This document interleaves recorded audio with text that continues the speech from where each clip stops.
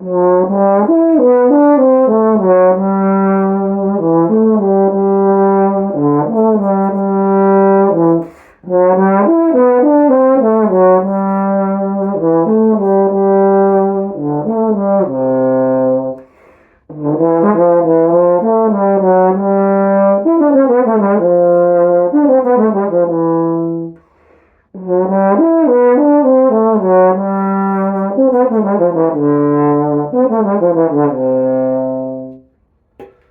YouTube, welcome back to another video.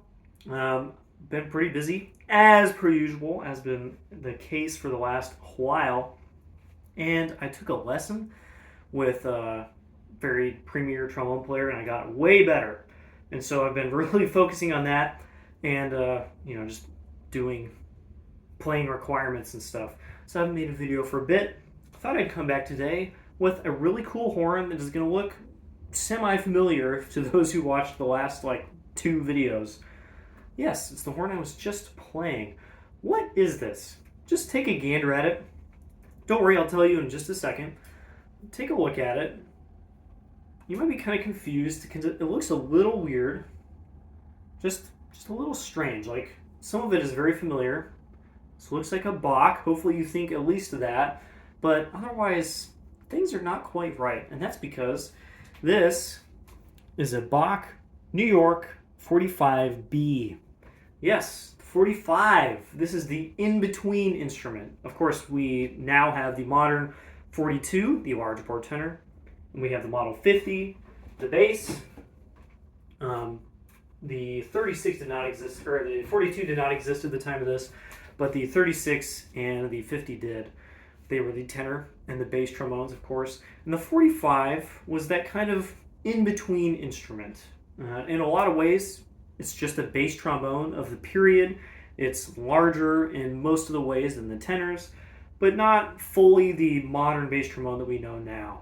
And at the time, both existed. There were Bach 50s, the full-size 562 straight, or not straight, but single valve bass trombones. Obviously, this has Thayers, so it's not a New York version. But there were also these weird tweener horns. Another example would be the King 1480, which is similar in a lot of ways to this. That not quite full bass trombone that we know now, but not a large tenor either. So what are the characteristics of the Bach 45? Well, first thing to know is that the Bach 45 and the Bach 46 are very similar instruments. The difference is that the Bach 46 came with a dual bore slide, 547, 562. So the kind of small bass dual bore, large tenor dual bore, whatever you want to call it. This is a Bach 45, so it's the straight 547 slide.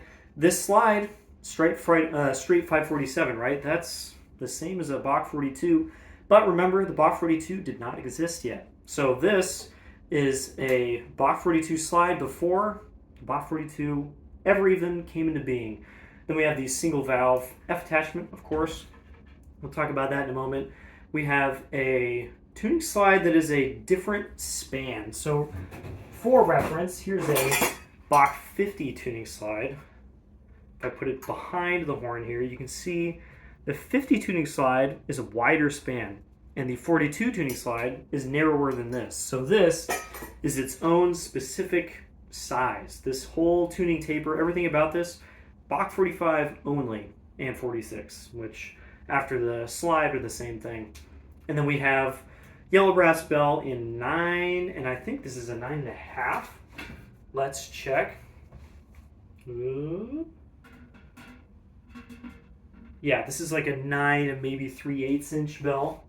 So, as per usual, Bach was a small shop at the time. They did a lot of custom things, and I swear they just changed things on their own. Like, it wasn't even a custom order. They're just like, yeah, let's make that a ½ inch bigger. So this bell, instead of being the usual 9 inches that Bach 45s were, is 9.5.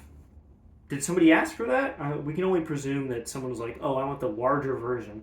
So this is a smaller bell than a 50 in every way, except that the end of the flare is 9.5 inches. All the tapers throughout the whole thing, a little bit smaller than what we consider to be a modern bass trombone. Now, I just had that New York Bach 36B, which I just sent off to the owner, and it looked almost identical to this, of course, smaller. But that was like a 4 or 5 year earlier instrument, and it was the tenor version of this. So it had the same equal length oversleeves, it had the same gold outer tubes, same yellow crook, had the same Marston valve made by Eddie Marston, somebody close by in New York who was making their rotor valves at the time. I think the way to tell is they have an extra little uh, ring engraved in the valve cap, but I don't even know if that's entirely accurate. It's got the same chunky uh, stop arm mechanism. This has been upgraded to the over-the-thumb mechanism from a later Corporation instrument. People do prefer these, like just ergonomically, but it is strange to go from ball and socket linkage to still ball and socket linkage, like as an upgrade. I guess this is technically better, but like, not by a ton. And actually, this one feels amazing. This horn was rebuilt at some point. And then we have the same hand-bent F-wrap. You can see the weird kind of like half curve, half dual radius in the bend here. The 36 looked really similar to that, just smaller, of course. And then we have the same dual radius F attachment tuning slide that you don't see on modern Bachs. And then this is missing the trim rings around the tuning slides here, which is kind of a bummer. You can see the ferrules and stuff, like here and here, connecting these these tubes. They look a little different than modern ones. They have like more deeply engraved lines through them. Modern ones don't look exactly like this. And apparently that was just a feature of New York horns, just like this one. If you own a Shires or Edwards Alessi instrument, or even the Marquis instruments from Edwards, you might recognize the construction of this slide. It's got equal length nickel oversleeves. They're not super long, they're kind of just medium. Gold outer tubes, and a yellow crook. That sounds familiar, doesn't it? And that's because Alessi, when he was younger, played a Bach 42 for a long time and actually ended up with one of these slides. These have a more open lead pipe than the 42 that eventually came along had. And so they play just a little more open on a 42 than a typical 42 slide does. So he ended up with one of these slides, and he really liked it and used it on second trombone in the Philadelphia Orchestra. And later in life, when he patterned his own Alessi models from Edwards and now Shires, this is what he did. Those models have the exact same setup as this, with the equal length oversleeves, gold tubes, yellow crook. And so do the modern Marquis horns, B502 from Edwards. Same exact setup as this. Just a little bit different than the modern setup that we're all used to from Bach, Shires, Edwards. Not so much Edwards, actually, we'll talk about them in a sec, but yellow tubes, of course, uneven length oversleeves, and these days, a nickel crook is typically what we find. Bachs have the yellow crook. I think Edwards has traditionally done equal length oversleeves, so I'm not sure if they've ever done the uneven thing that all the other makers seem to do. But anyway, that's why this slide might kind of look familiar if you've ever owned a Shires or Edwards Alessi model or a Marquis, because this is what it's patterned after.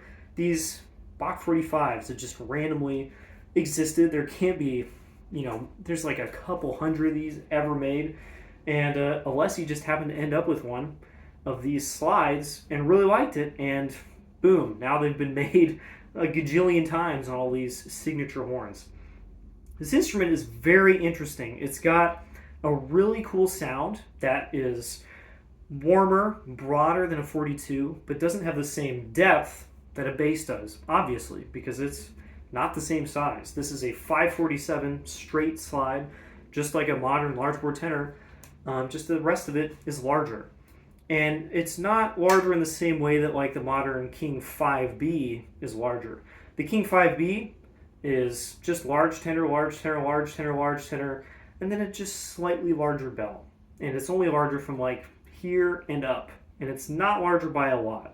It's just a large tenor with a larger bell. This is like halfway between that and a bass. This is larger in every way than a large tenor.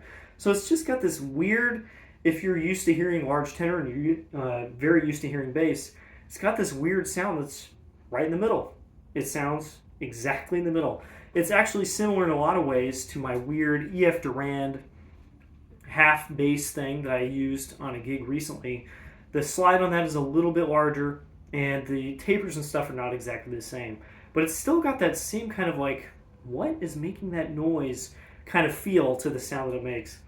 Now, the reason we don't see Bach 45s, Bach 46s, King 1480s, and there's other horns that are kind of generally that size, the reason we don't see that is because they're not that good or useful. It sounds very cool, and honestly, this is pretty easy to play. I really enjoy playing it after somebody has like rebuilt it and the rotor's in amazing shape and all that kind of stuff. But the intonation, because this instrument has not been iterated over for a long time and a whole bunch of other factors, the intonation is very weird. It has kind of like all the wrong things that you would expect about a trombone. The sixth partial is just barely in tune in first position. So like high F, you have to play in first. You cannot try and like, adjust it down like you usually would. It's like barely in tune. The D above the staff is pretty low. F in the staff is weirdly high. High B flat is very flat. There's all these weird things that you play and you're like, ooh. I was actually going to record more of this etude at some point on this in the written octave. I'm not sure if I really want to, because it's like such an effort to like learn these new slide positions that I instantly have to unlearn when I go back to any of my other horns. So there's a lot of reasons these don't exist. Of course, I said they're also not useful. What exactly do you do with this instrument? I, for instance, would have played it on Beethoven 5. That was the gig I used my version of this with no valve on. But other than that, I can't think of a single time where I would have chosen to use this 45. There are a couple like smaller orchestral works where this might work on bass trombone. Maybe the occasional work where it would work on 3 out of 4 trombones, playing third, not flipping you off, that's the ring finger. I can't think of a lot of uses for this instrument. Even in a section where you have bass, this, and 2 large tenors, sometimes it's not going to quite have the right sound. And because it is original and has the rotor on it still, it's not like the most open and like loud playing instrument of all time, like a lot of modern large tenors and modern basses. So you might have a hard time keeping up. Also, just like all these New York horns, and apparently this is really common, the F attachment is flat. It is not able to get just an F in first position.